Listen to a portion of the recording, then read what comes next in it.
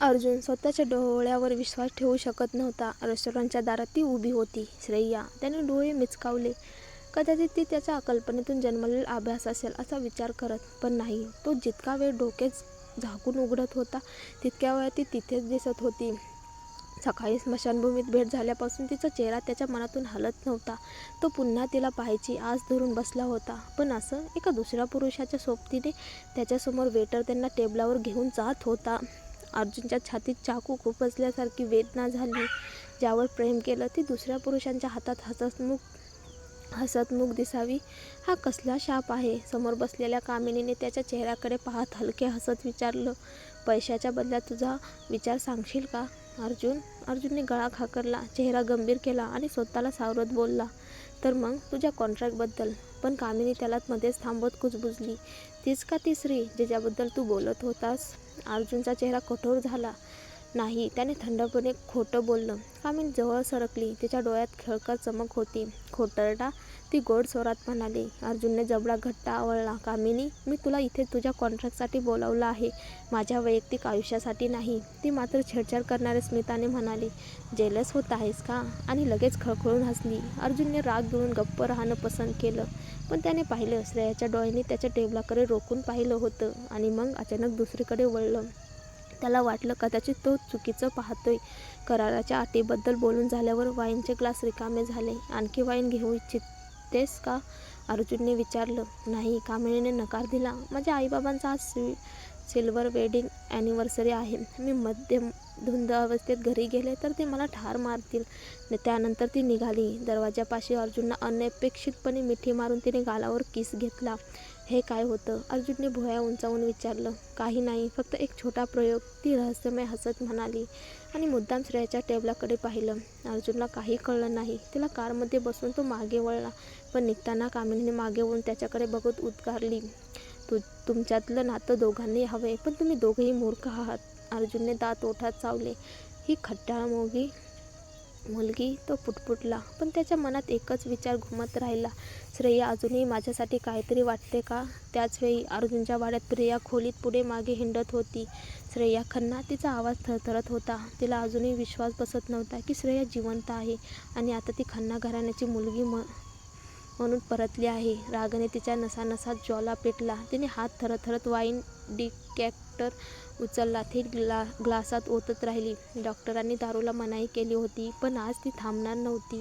श्रेयाने सगळ्यांसमोर तिला अपमानित केलं होतं. श्रेया तिचं सर्व काही हिसकावून घेणार होती. अर्जुन, तिचं घर, अगदी दिव्यांचं नावसुद्धा. जर मला तुला पुन्हा पुन्हा मारावं लागलं तरी मी 1000 वेळा मारेन, ती आरडली आणि हातातील डिकॅक्टर जमिनीवर आपटून फोडून टाकला. काचांचे तुकडे चमकत पसरले. पण प्रियाने दुर्लक्ष करत फोन हातात घेतला. तिने एका नंबरवर कॉल लावला. 3ऱ्या रिंगनंतर उत्तर आलं. मी तुला लाखो रुपये देईन, ती दात ओठ खात म्हणाली. मला काय करायचं आहे? समोरून आवाज आला, आज रात्री श्रेयाला ठार मार. कॉल संपला. त्याचवेळी तिला अंगणात कार थांबण्याचा आवाज आला. तिच्या कपाळावर आढ्या पसरल्या. आज रात्री अर्जुन घरी का आलास? मला घटस्फोट हवा आहे. प्रिया. अर्जुनच्या आवाजात थंडी होती. शब्द नव्हते, तलवारी होत्या. त्याच्या नजर तिच्या अंगावर जणू काही चिरत गेली. प्रिया दिसली. शरीराने, मनाने, सगळ्याने. तिचे पाय साथ सोडतील असं वाटल्यावर ती खोलीतल्या मोठ्या सोफ्यावर बसली. ही लग्नाची कहाणी सुरुवातीपासूनच शापित होती. अर्जुन शांतपणे म्हणाला, आपण जितका वेळ यात अडकत राहू तितकं दोघांचं आयुष्य नरक होईल. प्रत्येक शब्द तिच्या छातीत खंजिरासारखा घुसत होता. तिने किती प्रयत्न केले त्याचं काहीच मोल नव्हतं का? तिने घशाखाली गोळा गिळला. डोळे पाणावले. पण तिने स्वतःला रोखलं. ती अर्जुनच्या समोर रडणार नव्हती, कधीच नाही. ती झिजलेल्या आवाजात विचारते, का? श्रेयामुळे? म्हणून माझी किंमत उरली नाही का? अर्जुनचा चेहरा थकलेला आणि दुःखी होता. ते कारण नाही प्रिया. मग काय आहे कारण? ती तुटलेल्या आवाजात किंचाळली. आपण एकमेकांवर प्रेम करत नाही, तो म्हणाला. पण मी करते अर्जुन. ती उठून त्याच्यासमोर उभी राहिली.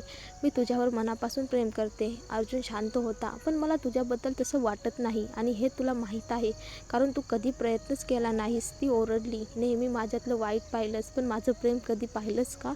तो म्हणाला, देव साक्षी आहे, मी प्रयत्न केला, पण स्वतःला जबरदस्तीने प्रेम करायला शिकवता येत नाही.